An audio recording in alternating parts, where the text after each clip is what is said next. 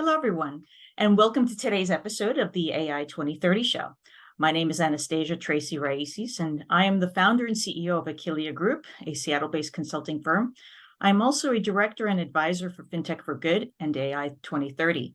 And for today, I'm also your host. In today's episode, we have as our guest Arthur Rabatin. He is the co-founder of Houton Technologies, which specializes in applying AI for trading and investment management decisions. So welcome, Arthur. And Thank you very much. How about we go into our very first question? So how are you currently leveraging AI to address pressing challenges in your space? So that's a good question. So I think there are really two important aspects. One is for trading and investment management, there's an enormous amount of data available to influence our decisions, right? Not only do we observe market data, a large volume of market data, we have corporate data, we have economic data, and it has been also become more, I won't say modern, but it become more important to use what's sometimes called alt data, alternate data. That's anything from trends on Twitter to mentioning of a company in news pages. So the corpus of data is enormous, and the corpus of data really exceeds what an individual or a team of researchers are able to process. So the stock researcher that we might have seen 10, 20 years ago still, or even a few years ago, who will like go through newspapers or corporate reports, such a person could no longer even capture all the data, all the information that influences a share price or the value of an asset today. So this is where technology and AI in particular is so extremely valuable. And that's the primary focus of sort of our first aspect of our work, is because not only is it about ingesting all the data, it's actually also grouping them and understanding them.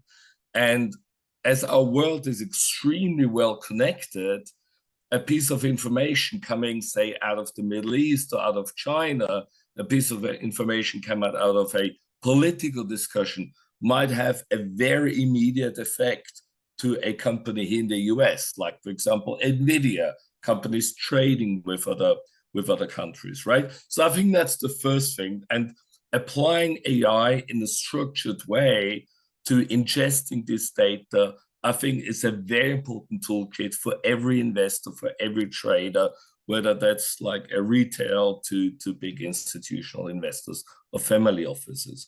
So that's, I think, the first thing that we need that we need to look at.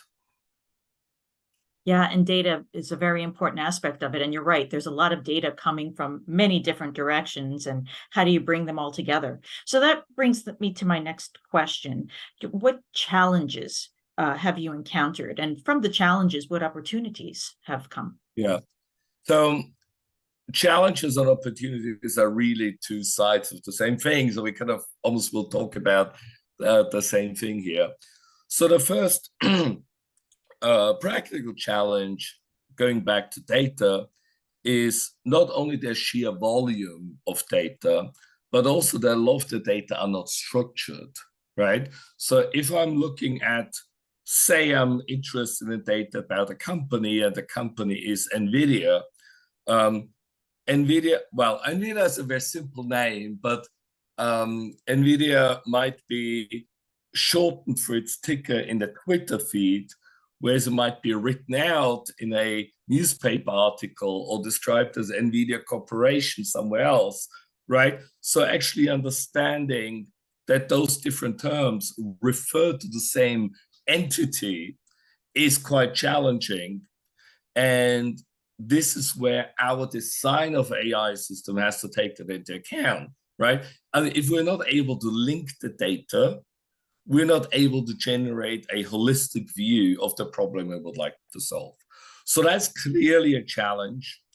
And as we said, challenge is opportunity. So this is where I believe individuals who have a good understanding of the subject matter will always be the better users of AI. And that's not only finance. If we look in the healthcare sector, for example, right? If you understand how a hospital is being run, how medication needs to be prioritized, it will help you to ask the AI system better questions and get better decisions out of it, right? There is this term prompt engineer sometimes being used, people who learn how to ask AI system good questions. I don't quite like this term. I think it's a bit too narrow, but the proverbial research analyst that we said this job is at risk here. Actually, those who understand the business and the market very well, they will thrive in an AI world because they can bring the knowledge to bear in articulating the corpus of data much better, right? I think that's the first challenge and opportunity. The second is a bit more difficult, but equally important, or perhaps even more important, and that is we often think of AI systems in terms of the data they provide, the projections they provide. For example, we do forecasting, right? I know many firms interested in forecasting whether a particular company might go bankrupt next year by using various data and AI processes. But in practice, when we look how we run our lives, so we manage our businesses, it's not only the forecast of events, it's actually how do we react to them? How do we respond to them?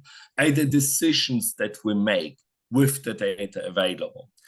And that's what I believe is not well thought through by a lot of AI users, because they're trying to get a forecast of some behavior, like a customer behavior, a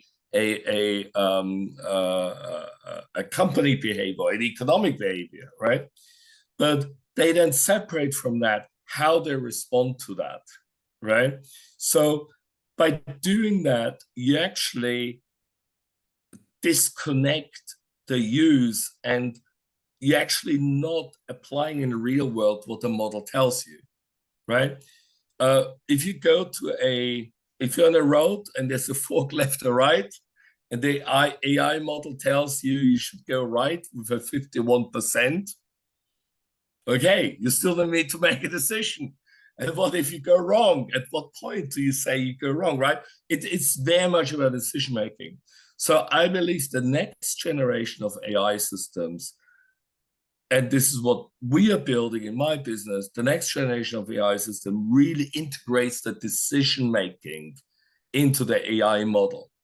Because at the end, whether we distribute medication to patients, whether we make investment decisions, whether we build transport systems for a city, actually how we respond to the information and the decision make, they're really actually the test whether the model we're building is correct, right? So from our perspective, so from a pure like investment management trading side, you can think about bringing the decision simulation into the AI model, so it models not only an asset price forecast, but also models the investment decisions, which include risk management, which includes sector selection, which include legal constraints. You might not invest in some companies, others, which might include ESG constraints. You might not want to invest in tobacco, oil, and so on, right? So I think this is probably a very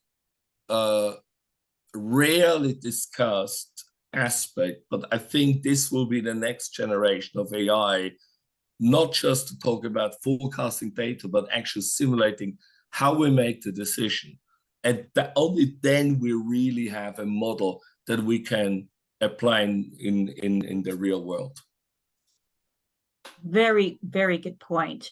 You know, a lot of people think that the AI itself is the one that's going to kick out the decision. The decision is actually the responsibility of the individual using the AI. Correct. That's a very, very good distinction. All right, so Arthur, we are out of time. This was a really great discussion and a very important nuance that you brought out in the very short time period that we had. So thank you very much. And thank you to the audience for joining. You all.